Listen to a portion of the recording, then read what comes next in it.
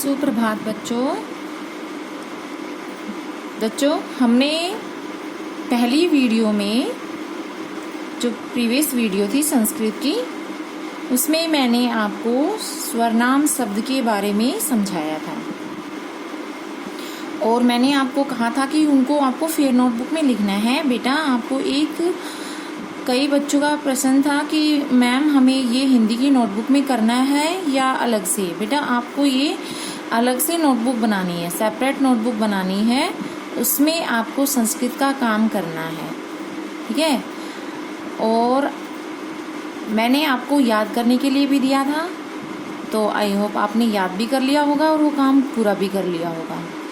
बेटा आज हम पाठ 1 संस्कृत की जो आपकी पुस्तक है रुचिरा, अगर आपके पास रुचिरा की पुस्तक नहीं है तो आप ले लीजिए, क्योंकि बिना पुस्तक के आपको समझ में नहीं आएगा, ठीक है। तो आप पुस्तक खरीद लीजिए। और इस पाठ का हम पहला चैप्टर है सुभाषितानी, ये पाठ पढ़ेंगे। सुभाषितानी का अर्थ है सुंदर विचार। सुभाषितानी का अर्थ होता है सुंदर विचार, ठीक है। तो ये जो इस पाठ में श्लोक दिए गए हैं, जो ये श्लोक हैं, ये हमें बहुत सी अच्छी अच्छी बातें सिखाते हैं, ठीक है। तो हमारा जो पहला श्लोक है वो है पृथ्वीयां त्रीणि रत्नानि जल अनम सुभाषितम मूढ़ै पाषाण खंडेषु रतन संज्ञा विधीयते। तो इसका क्या अर्थ है? तो सबसे पहले तो आप इसमें प्रसंग लिखेंगे। जब भी आप पेपर में आपसे इस तरह के श्लोक पूछे जाते हैं तो सबसे पहले आपको प्रसंग लिखना है, ठीक है। तो प्रसंग में क्या लिखेंगे? प्रस्तुत श्लोक, ये पंक्तियां श्लोक है तो अब श्लोक लिखो यहाँ पे। प्रस्तुत श्लोक हमारी संस्कृत की पाठ्य पुस्तक रुचिरा भाग 2 में से प्रथम पाठ सुभाषितानी नामक पाठ में से लिया गया है। और इस श्लोक में पृथ्वी के 3 रत्नों के बारे में बताया गया है। इस तरह आपको प्रसंग लिखना है। और अब इसका अर्थ आता है। अर्थ में क्या लिखेंगे? देखो इसका हम अर्थ करते हैं। पृथ्वीयाम होता है पृथ्वी पर, त्रीणि मतलब 3, रत्नानि मतलब रतन। हमारी पृथ्वी पर 3 रतन हैं। जल, अन्न या जलम है और अन्नम और सुभाषितम। जलम, अन्नम और सुभाषितम। तो जल अनम मतलब अनाज और सुभाषितम का अर्थ है सुंदर विचार।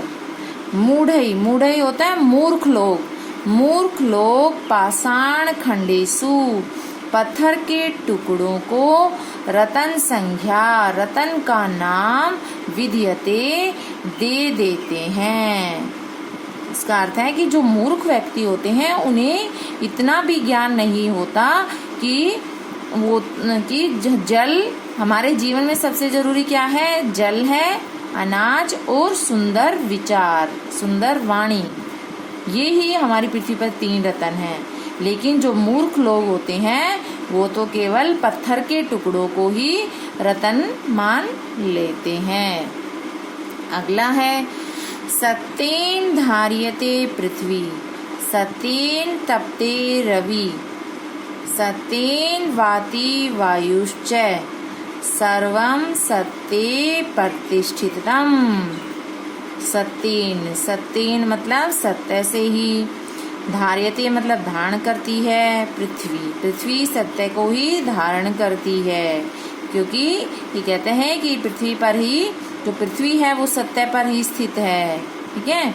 सत्य तपते रवि, सत्य से ही सूर्य तपता है। जिसे तपता है सत्य से सूर्य तपता है।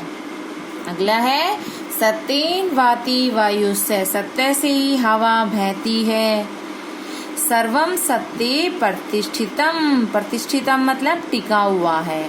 सर्वम मतलब सभी, सभी सत्य पर ही टिका हुआ है।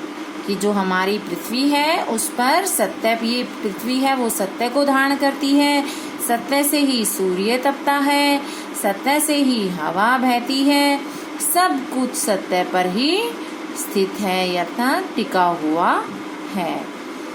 अब है तीसरा, दाने तपसी शौर्ये च विज्ञाने विनये नये, विस्मयो न ही कर्तव्यो बहुरत्ना वसुंधरा।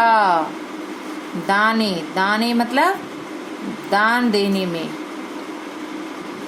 तपस्वी तपस्या करने में, शौर्य बल में, विज्ञाने विज्ञान में, विनय मतलब दया में, नए मतलब नीति में। कि जो हमारी पृथ्वी पर है वहाँ पर दाने मतलब दान, दान देने में लोग दान भी बहुत देते हैं, तपस्या भी करते हैं, बल में शरीर से बहुत शक्तिशाली हैं। विज्ञान में भी हमारे इस देश ने बहुत तरक्की कर ली है। विनम्रता मतलब दया की भावना भी है, और नीति में भी मतलब बहुत ज़्यादा है। तो हमें इसमें विस्मयो मतलब आश्चर्य, न ही कर्तव्यो मतलब नहीं करना चाहिए, हमें इसमें आश्रय नहीं करना चाहिए। बहुरत्ना वसुंधरा, वसुंधरा होता है पृथ्वी, क्योंकि हमारी पृथ्वी है वो अनेक रत्नों वाली है।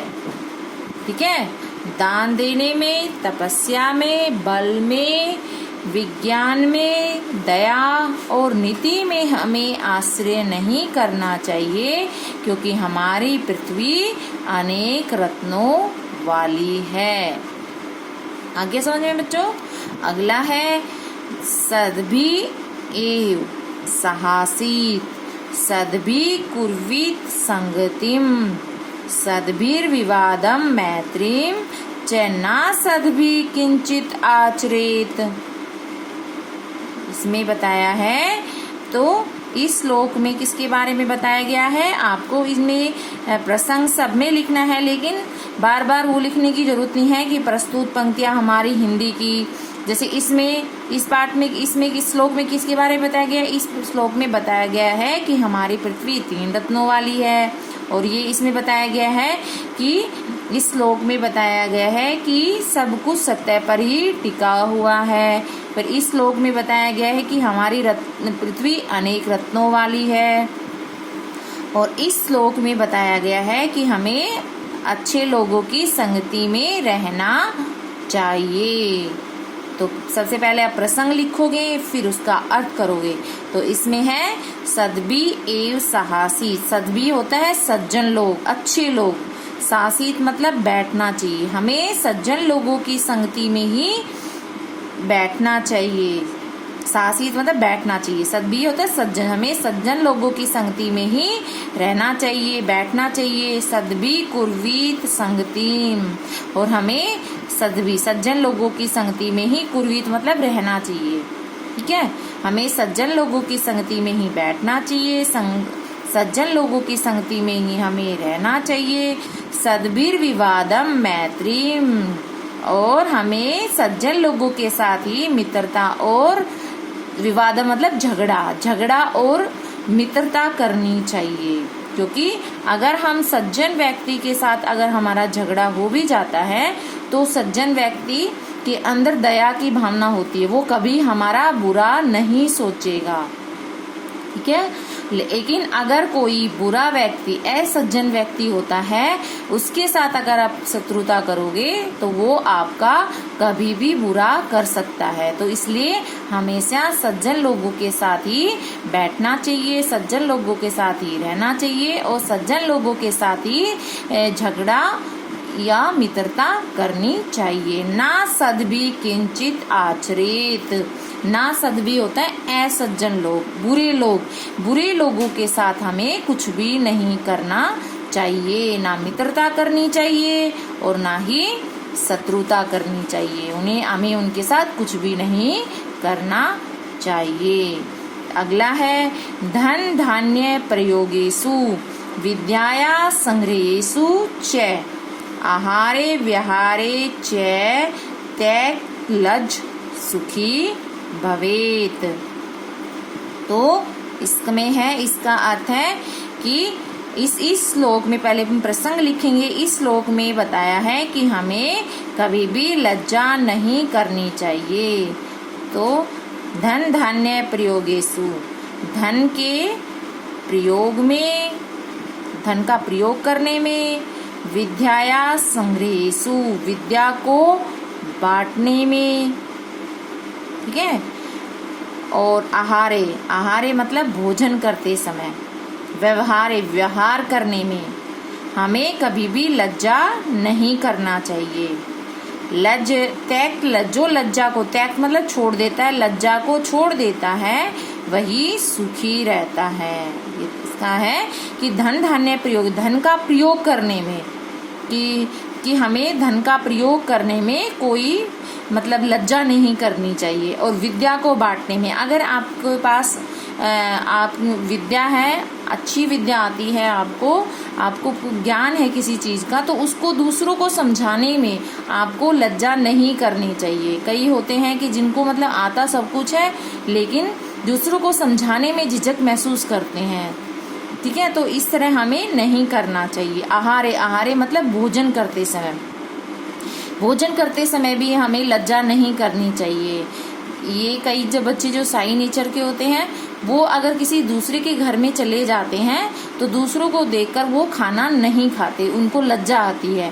तो खाना खाते समय हमें लज्जा नहीं करनी चाहिए। मतलब व्यवहार में जैसे कि आप कहीं जाते हो बाहर, तो जैसे आप नानी के घर जाते हो तो वहाँ पे आपको, कई बच्चों को होता है कि बोलना पड़ता है कि बेटा आप विश करो, गुड मॉर्निंग बोलो, नमस्ते करो। तो कई बच्चे होते हैं इस बात में भी झिझक महसूस करते, शर्म आती है उनको। तो इस तरह का व्यवहार करने में, कोई भी किसी प्रकार का व्यवहार करने में हमें लज्जा नहीं करनी चाहिए। अच्छा व्यवहार करने में, ना कि बुरा व्यवहार करने में, अच्छा व्यवहार करने में हमें कभी लज्जा नहीं करनी चाहिए।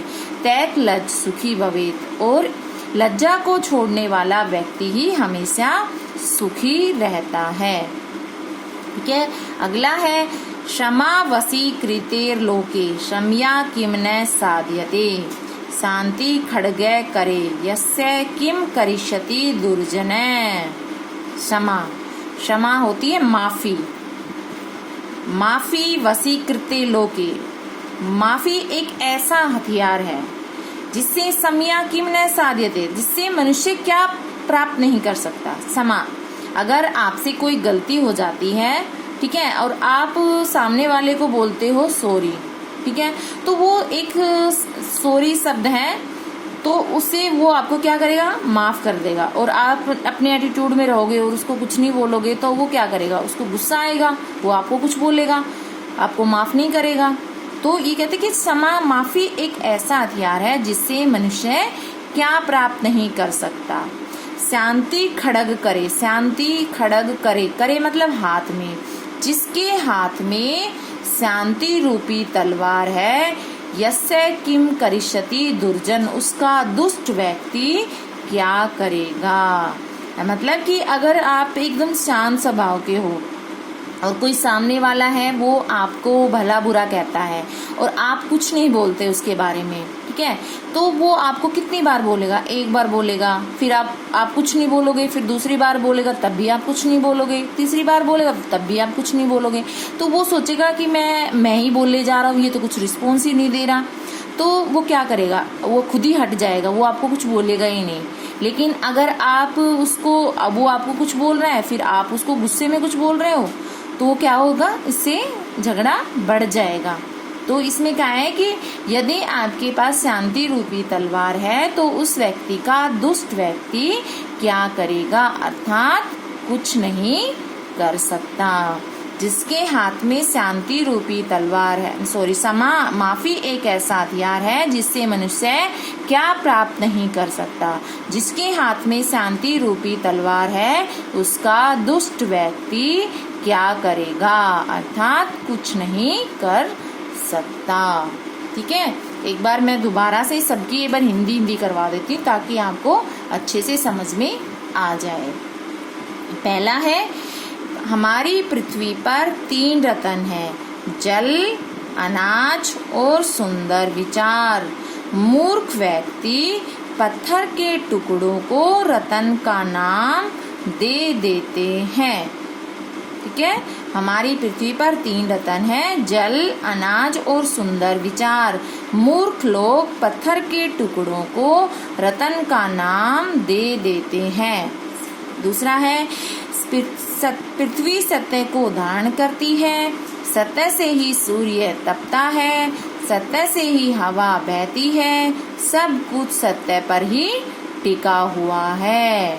ठीक है, पृथ्वी सत्य को धारण करती है, सत्य से ही सूर्य तपता है, सत्य से ही हवा बहती है, सब कुछ सत्य पर ही टिका हुआ है।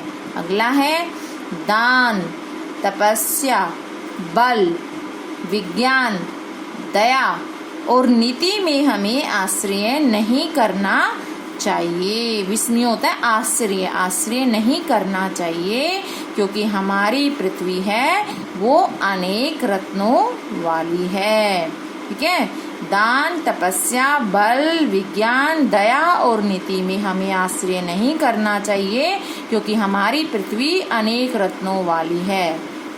अगला है, हमें सज्जन लोगों के साथ बैठना चाहिए, सज्जन लोगों के साथ हमें रहना चाहिए, सज्जन लोगों के साथ ही हमें झगड़ा और मित्रता करनी चाहिए, असज्जन लोगों के साथ हमें कुछ भी नहीं करना चाहिए।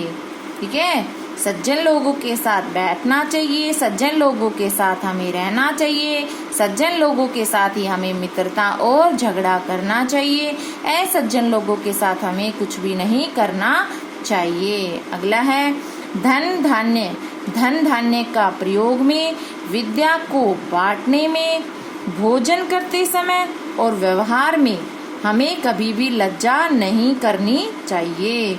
लज्जा को छोड़ने वाला व्यक्ति ही हमेशा सुखी रहता है। ठीक है, फिर है, एक बार दोबारा से देखो, धन धान्य के प्रयोग में, विद्या को बांटने में, भोजन करते समय और व्यवहार में हमें कभी भी लज्जा नहीं करनी चाहिए। लज्जा को छोड़ने वाला व्यक्ति ही हमेशा सुखी रहता है। अगला है, समावशीकृतेर्लोके समया किम्ने साध्यते, मतलब माफी एक ऐसा हथियार है जिससे मनुष्य क्या प्राप्त नहीं कर सकता। जिसके हाथ में शांति रूपी तलवार है उसका दुष्ट व्यक्ति क्या करेगा, अर्थात कुछ नहीं कर सकता, वो खुद ही पीछे हट जाएगा। ठीक है, ये समझ में आ गया कि माफी एक ऐसा हथियार है जिससे मनुष्य क्या प्राप्त नहीं कर सकता। जिसके हाथ में शांति रूपी तलवार है उसका दुष्ट व्यक्ति क्या करेगा, अर्थात कुछ नहीं कर सकता है। तो ये हमारे प्रथम पाठ जो पहले पाठ के हैं सरलार्थ हैं वो हमने समझा दिए हैं और आपको समझ में आ गए होंगे। अगर कोई भी आपको सरलार्थ या श्लोक आपको समझ में नहीं आया है तो आप मुझसे दोबारा इनके बारे में व्हाट्सएप पे मैसेज करके आप मुझे बता सकते हो। और अब मैं इस पाठ के शब्दार्थ और अभ्यास ये आपको समझाऊंगी। और बेटा जितने भी अभी ये सरलार्थ मैंने समझाए हैं आपको इनको मतलब अच्छे से आपको सारा ये चैप्टर रीड करना है, आपको समझना है, आपको सारे श्लोक अच्छे से याद होने चाहिए। और आप इसमें से कोई भी 3 श्लोक समझ सुनाई दे रहा है कि इसमें से कोई भी 3 श्लोक आप मतलब कंठस्थ करोगे, कंठस्थ मतलब याद करोगे मुंह जबानी, जैसे बिना देखे आप इनको पहले याद करना है। ऐसे पृथ्व्याम त्रीणि रत्नानि जलम अनम सुभाषितम मूढ़ै पाषाण खंडेषु रतन संज्ञा विद्यते। ऐसे आपको इसको मतलब याद करना है। आप इसमें से कोई भी 6 श्लोक हैं, इसमें से आपको 3 श्लोक आपको याद करना है। ठीक है बच्चों।